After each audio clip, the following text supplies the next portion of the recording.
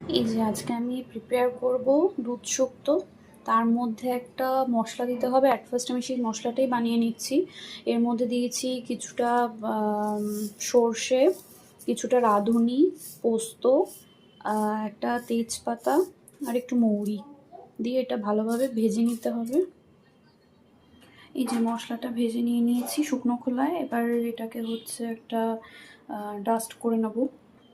আর এই যে শুক্তো বানানোর জন্য কিছুটা কাঁচকলা, আলু, বেগুন, এটা হচ্ছে সজনে ডাঁটা আর কিছু হচ্ছে লম্বা লম্বা করে কেটে নিতে হবে। এবার এগুলো কড়াইতে তেল দিয়ে একে একে ভেজে তুলবো।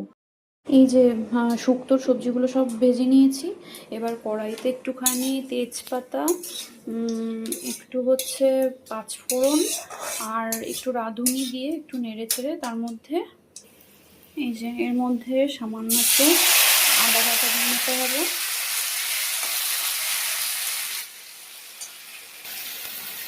আদা বাটা দিয়ে একটু নেড়ে চেড়ে নিতে হবে। আদাটা একটু ভাজা ভাজা কাঁচা গন্ধটা চলে গেলে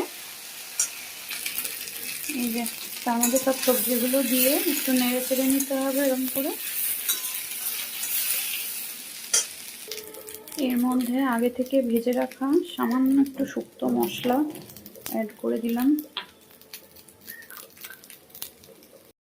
কিছুটা সর্ষে আর পোস্ত দিয়ে সামান্য নুন দিয়ে একটা মিক্সচার তৈরি করে রেখেছি।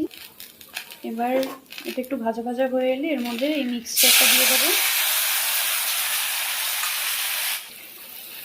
এবার এটা কিছুক্ষণ এভাবে নাড়াচাড়া করে নেবো, একটু ভাজা ভাজা হতে দেবো। ভাজা ভাজা হয়ে গেছে। এবার এর মধ্যে আমি পরিমাণ মতো দুধ অ্যাড করে দেবো। এই যে এর মধ্যে আমি মোটামুটি 3 কাপ মতো দুধ অ্যাড করে দিয়েছি।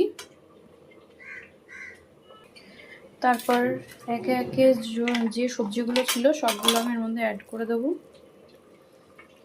আর চাইলে তোমরা আরও কিছুটা পরিমাণ মতো জল অ্যাড করে দিতে পারো। এই যে আমিও কিছুটা জল অ্যাড করে দিয়েছি। তারপর সামান্য নুন, সামান্য চিনি দিয়ে দিতে হবে। দিয়ে 5-10 মিনিট এটা সবজিটা জলটা যাতে ফুটে ওঠে তার জন্য রাখতে হবে, একটু ঢেকে রাখতে হবে। দুধ শুক্তো অলমোস্ট রেডি। এর মধ্যে একটুখানি আবার শুক্তো মশলা কিছুটা ছড়িয়ে দিতে হবে আর সামান্য ঘি।